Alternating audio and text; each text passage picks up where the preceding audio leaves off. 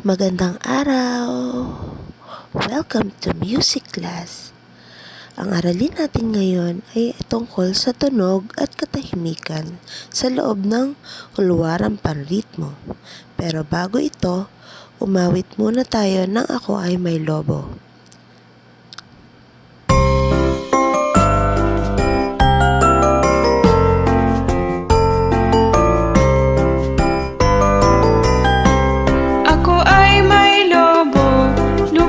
Sa langit, di ko na nakita, pumutok na pala, sayang ang pera ko, pinambili ng lobo, sa pagkain sana, nabusog pa ako, sa pagkain sana, nabusog pa ako. Ako ay may lobo, lumipad sa langit, di ko na nakita, pumutok na pala, sayang ang pera ko, pinambili ng lobo, sa pagkain sana, nabusog pa ako, sa pagkain sana, nabusog pa ako.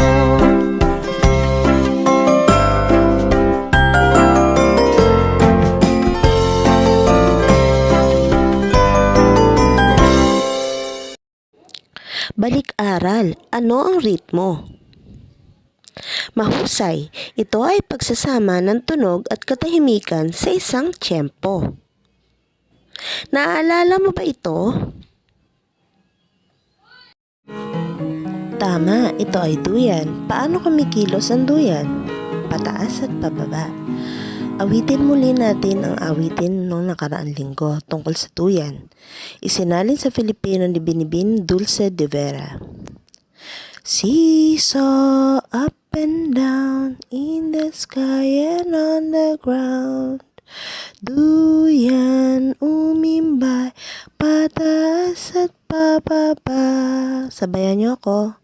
Seesaw up and down in the sky and on the ground. Duyan umimbay, pataas at pababa.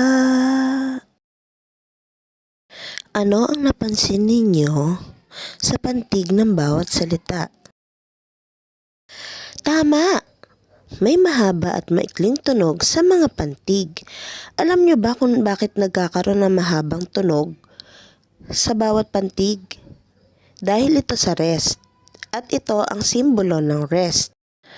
Kapag may rest, kabilang pa rin sila sa tunog, pero tahimik lang sila. Subukin naman natin na bilugan ang mga salita o pantig na may mahabang tunog at ikaw naman ang may maiksing tunog. Natin pag-aralan ng bawat pantig at salita sa awiting duyan. Seesaw up and down. Seesaw up and down. Sa si at saw, pati na rin down, ang lahat ng yan ay may mahabang tunog. Samantalang ang up and naman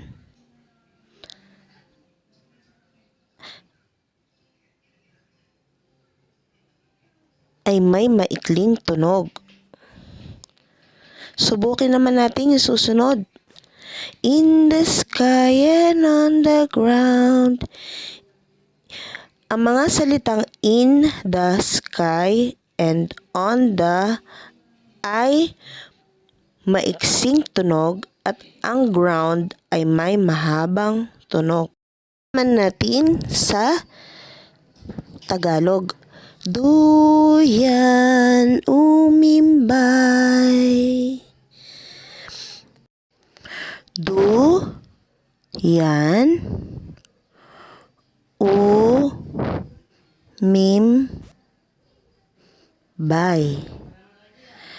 Ang du, yan at bay ay may mahabang tunog, samantalang ang umim ay may maiksing tunog. pataas at pababa. Ang pa, taas at paba ay maiksing tunog, samantalang ang ba naman sa dulo ay may mahabang tunog. Ulitin natin ang ating awitin sa pamamagitan ng kanilang hugis.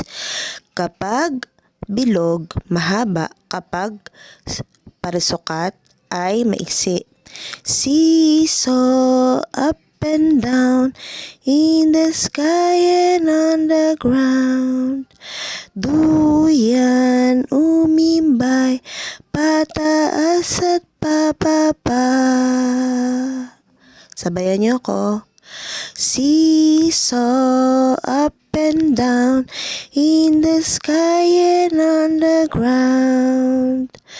Duyan umimbay, pataas at pababa.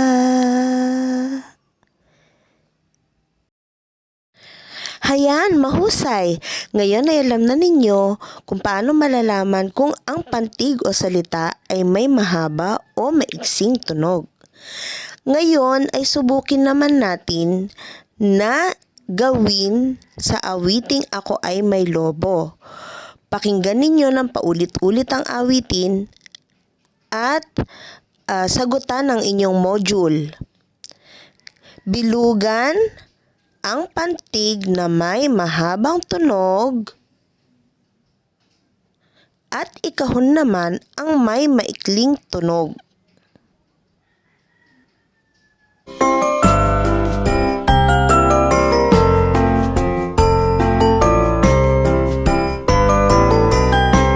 Ako ay may lobo, lumipad sa langit, di ko na nakita, pumutok na pala, sayang ang pera ko, pinambili ng lobo, sa pagkain sana, nabusog pa ako, sa pagkain sana, nabusog pa ako. Ako ay may lobo, lumipad sa langit, di ko na nakita, pumutok na pala, sayang ang pera ko, pinambili ng lobo, sa pagkain sana, nabusog pa ako, sa pagkain sana, nabusog pa ako.